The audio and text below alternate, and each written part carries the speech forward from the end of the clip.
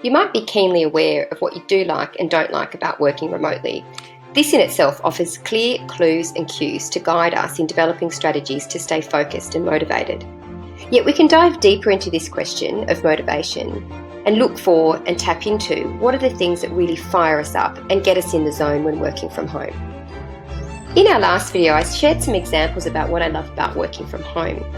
One of these offered a clue to a deeper, more intrinsic motivator for me.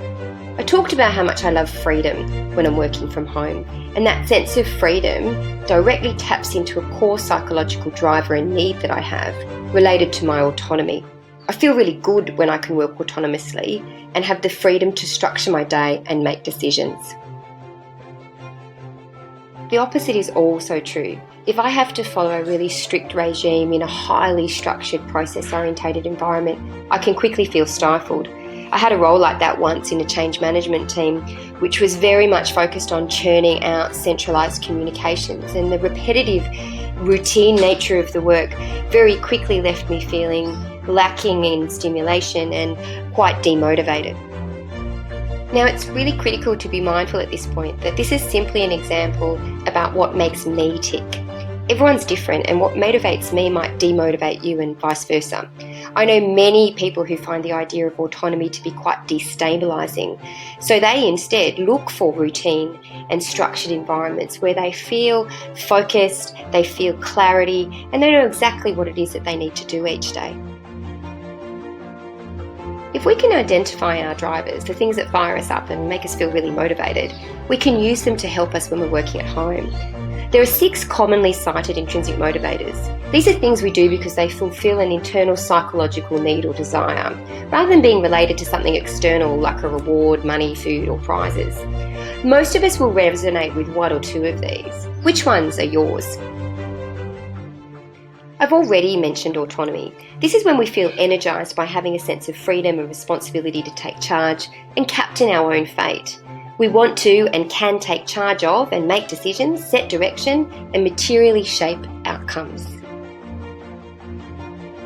Some people are more motivated by a sense of purpose, finding meaning in life because you're contributing to a valued cause or outcome aligned with your core values. One awesome young man I've worked with was deeply passionate about rescuing injured animals, and he regularly showed me pictures of all sorts of wildlife that had been trapped or injured and that he'd contributed to saving. Others really thrive when they feel that they can grow. They do things where they feel they're developing in some way, be that skills, capabilities, expanding experiences, or finding a way to feel that they're evolving and growing as a whole human being.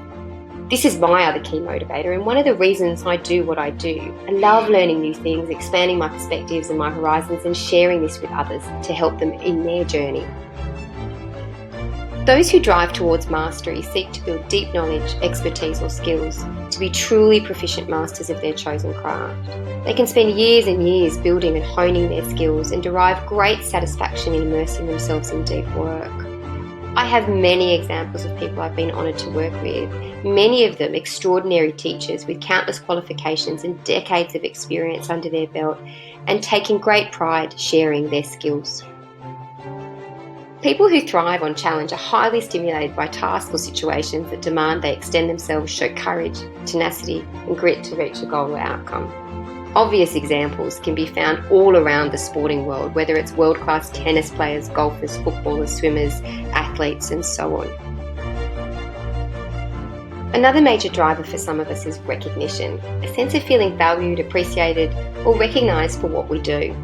This can be an internal sense of satisfaction when we've done a good job, or that warm feeling when we know we've really helped someone else. For those of us who like connecting with and helping others, recognition may well be a key driver contributing to this. These are some of the most common factors that operate as internal drivers, shaping the way we perceive and engage with our daily activity in the world around us. Most of us have 1 or 2 major drivers. In fact, some of the others can even be demotivating.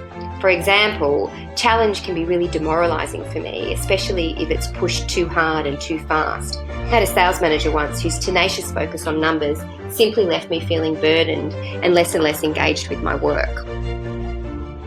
If that sales manager had been able to shift his focus with me from beating numbers to growing, flourishing client relationships, for example, he might have had me more engaged and motivated as an individual in his team.